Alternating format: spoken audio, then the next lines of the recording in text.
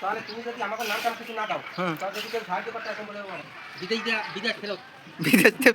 বিদেশে ফেরত আইছে হেলে তো বিদেশে চান্স পাইছে হেলে হয়